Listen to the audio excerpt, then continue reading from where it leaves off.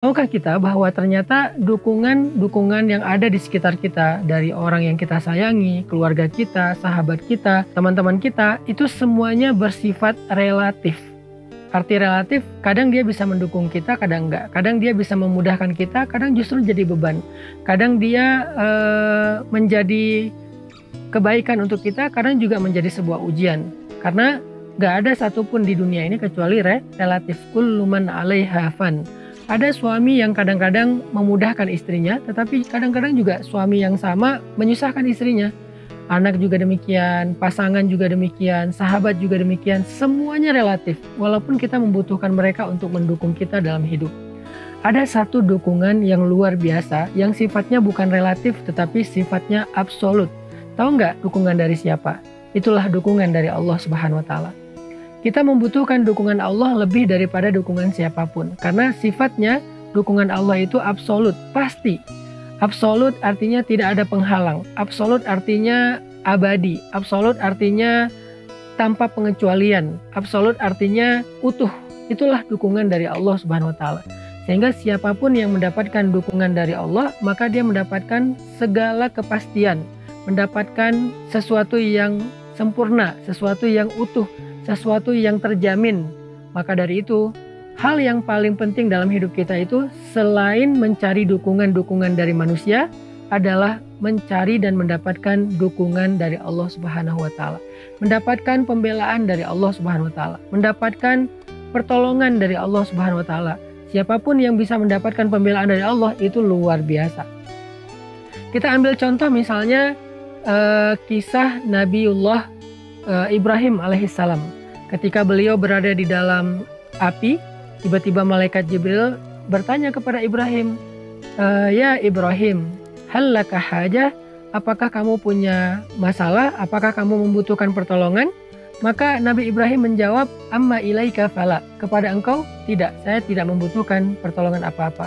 Kemudian Nabi Ibrahim mengatakan, hasbiyallah wa ni'mal wakil. Maka ketika Nabi Ibrahim mengatakan hasbiyallah wa ni'mal wakil, Allah langsung memberikan pertolongan, pembelaan dan dukungan kepada Ibrahim dengan kalimat, ya nar, kuni bardan wa salaman ala Ibrahim. Wahai api, jadilah engkau sejuk dan baik atau selamat untuk Ibrahim. Ini adalah bukti bahwa mendapatkan dukungan dari Allah itu sesuatu yang sangat absolut dan sempurna. Begitu juga ketika kita membaca kisah Nabi Musa alaihissalam. Nabi Musa itu ketika beliau mentok, tidak mendapatkan jalan keluar, beliau lari dari Firaun tetapi mentok dengan lautan, di belakangnya ada Firaun dengan bala tentaranya. Orang-orang yang ada bersama dengan Musa sudah mulai putus asa, mengeluh, komplain. Nabi Musa dengan yakin mengatakan, kalla bal ma'iya rabbi sayahdin. Sungguh bersamaku ada Tuhanku yang akan memberikan jalan keluar. Nabi Musa yakin dengan itu, sehingga kemudian Allah memerintahkan kepada Nabi Musa untuk menghentakkan tongkatnya, lalu terbelahlah Laut Merah dan memberikan jalan untuk Nabi Musa bersama pengikutnya sehingga selamat dari kejahatan Firaun serta bala tentaranya. Ini adalah bentuk pertolongan, pembelaan dan dukungan dari Allah Subhanahu wa Ta'ala. Kita juga membaca kisah itu di dalam kisah Nabi Muhammad SAW.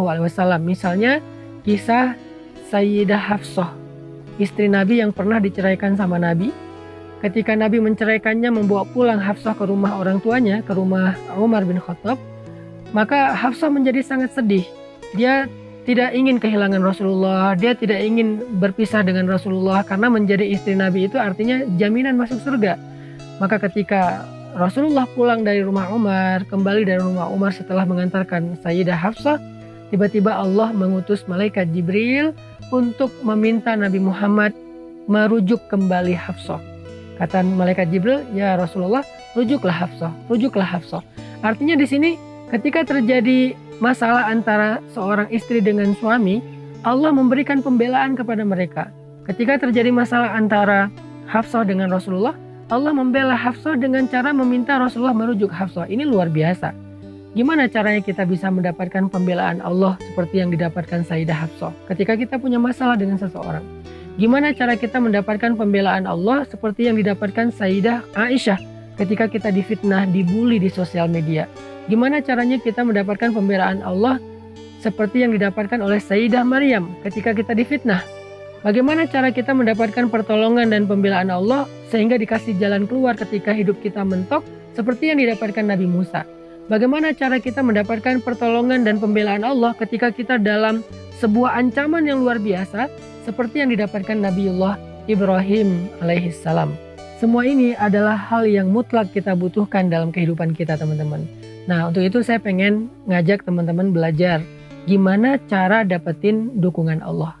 Gimana cara dapetin pembelaan Allah? Gimana cara dapetin pertolongan dari Allah dalam setiap kebutuhan hidup kita? Mulai dari masalah yang paling kecil sampai masalah yang paling besar. Tahu nggak gimana cara dapetin pembelaan, dukungan, dan pertolongan Allah? Caranya sederhana, libatin Allah dalam segala urusan kita. Libatin Allah dalam masalah keluarga kita. Libatin Allah dalam masalah pekerjaan kita. Libatin Allah dalam masalah karir kita. Libatin Allah ketika kita sedang membuat sebuah proyek. Libatin Allah ketika kita sedang menghadapi satu ujian. Libatin Allah ketika kita sedang berobat, terapi. Libatin Allah ketika kita sedang presentasi. Libatin Allah ketika kita sedang membuat sebuah tulisan atau membuat sebuah skripsi. Libatin Allah dalam segala urusan kita. Bahkan sampai ketika kita main, ketika kita jalan, ketika kita having fun, ketika kita safar, ketika kita melakukan trip. Libatin Allah dalam segala urusan kita, maka segalanya akan mudah karena dukungan Allah itu adalah yang terbaik.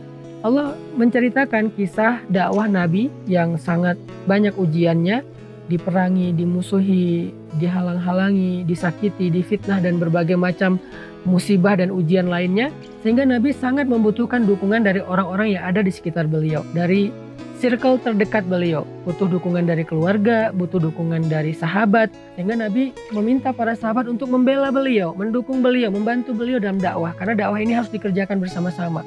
Nah, ketika ada orang-orang Quraisy yang tidak mau mendukung Nabi, tidak mau menolong Nabi, Allah Subhanahu wa taala menyindir mereka dengan kalimat illa tansuruh faqad nasarahullah. Kalau kalian tidak mau menolong dia, Allah pasti menolong dia.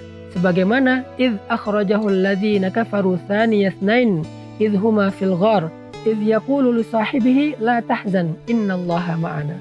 Ketika orang-orang kafir mengusir mereka dari kampung halamannya, lalu mereka bersembunyi di dalam gua, maka dia berkata kepada sahabatnya yaitu Abu Bakar, la tahzan, jangan khawatir Abu Bakar, innallaha ma'ana, Allah bersama dengan kita. Ini adalah sebuah contoh adegan bagaimana Rasulullah SAW melibatkan Allah dalam perjalanan hijrahnya, melibatkan Allah dalam urusan dakwahnya, sehingga ketika manusia tidak mampu mendukung beliau, Allah pasti mendukung beliau. Illa tansuruh faqad nasarahullah. Kalau kalian gak menolong dia, maka Allah pasti menolongnya. Bisa gak kita dapetin ayat ini dalam hidup kita? Illa tansuruh, kalau kalian gak tolong saya, kalau kamu gak dukung aku, kalau kamu gak belain aku, Allah pasti membela aku. Dengan cara apa kita mendapatkan pembelaan Allah? Caranya libatin Allah dalam segala urusan kita. Maka ke depan, apapun yang kita bahas dalam program Libatin Allah itu, saya pengen ngajak teman-teman belajar bagaimana melibatkan Allah dalam kasus-kasus yang kita hadapi dalam hidup. Misalnya kita kayak lagi patah hati. Bagaimana cara kita libatin Allah dalam keadaan kita sedang patah hati?